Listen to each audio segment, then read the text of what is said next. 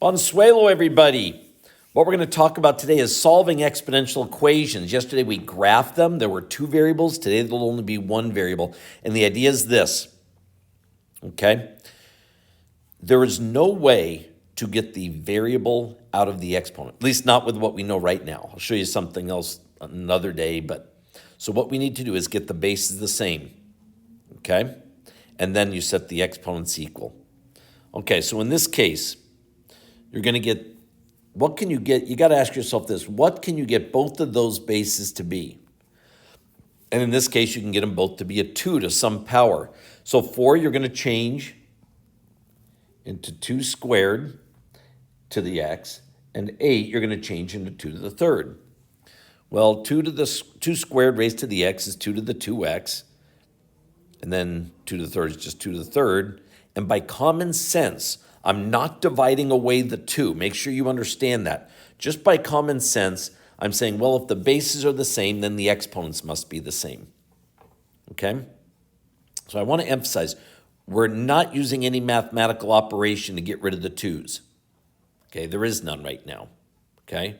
So then you just solve for x. Okay, so that's it. Now, of course, they can be more complicated, but I suggest if you haven't tried these on your own, you stop the video and you try them on your own when you come back to it. I'm just going to continue now, but you just get the base the same. Okay, so what can you get? Number 1, what can you get both of these bases to be? A 5. So this is 5 to the x equals 5 squared. Therefore, x equals 2. Okay, what can you get both of these bases to be? A 3. So this is 3 to the squared. And I'll just show you something real quickly. And you can get them both to be a 3. And you can just go straight to calling a 3 to the 2x power. So now, 2x equals what? Well, the exponent on the right side is 1.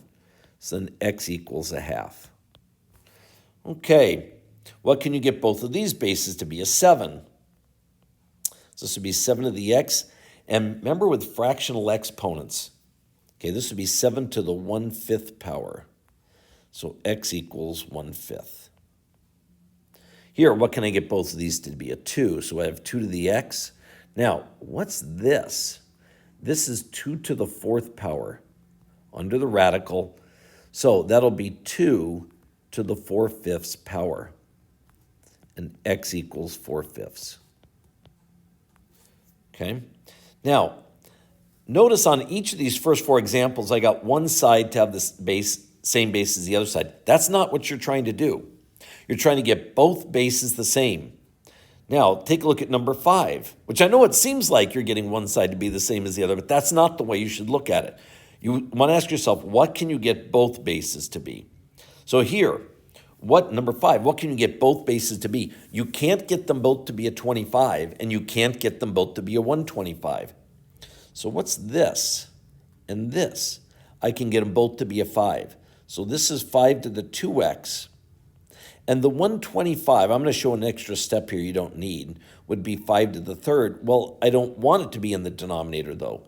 So how do you get it to be in the numerator? Remember, a negative exponent moves something from numerator to denominator. So then you have 2x equals negative 3, and x equals negative 3/2. Here, what can I get number 6? Both of these bases to be. This would be 7 to the negative x power, because 1/7 is 7 to the negative 1st. And this would be 7 squared, so it's 7 to the 2/6 power. Or negative x equals 2/6, which is the same as 1/3. Therefore, x equals negative 1/3. Okay, here, what can I get both bases to be? I can't get them both to be 32, and I can't get them both to be 16. So I'm going to change this side to 2 to the 5th and raise that to the x plus 5th power. And I'm going to change this side to 2 to the 4th and raise that to the x minus 7th power.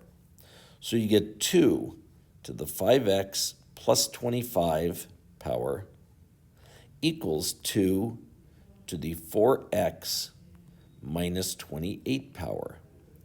Now I have the base the same, and I can say 5x plus 25 equals 4x minus 28, and I didn't leave myself enough room here to finish it, but so therefore x equals negative, what would that be, 53. Okay? Problem number 8. What can you get both of these bases to be? 13. How? This is 13 to the x, and 13 to the 0 power is 1, so x equals 0. Remember, anything to the 0 power is 1. Okay? Now, you could be asking yourself at this point, well, what if I can't get the base the same? What if it's like 13 to the x equals 7? Like there's nothing you can do? We'll get to that later, so you don't have to worry about that right now. Okay? So, hope that helps. Just want to say, there's 3 things, because what we're going to start taking a look at is pretty soon is logarithms, and there are 3 things you need to understand for logarithms. Okay? Solving exponential equations, this. You need to understand negative exponents. Okay? That's very important. And the other thing you need to understand is fractional exponents. So notice we've covered all 3 of those things in this lesson. Remember, you need to understand negative exponents, fractional exponents, and exponential equations. If there's anything about this lesson you don't understand, get it resolved right now, because otherwise you're going to have a very hard time in this chapter. Okay? All right. Have a good day, everybody. Bye-bye.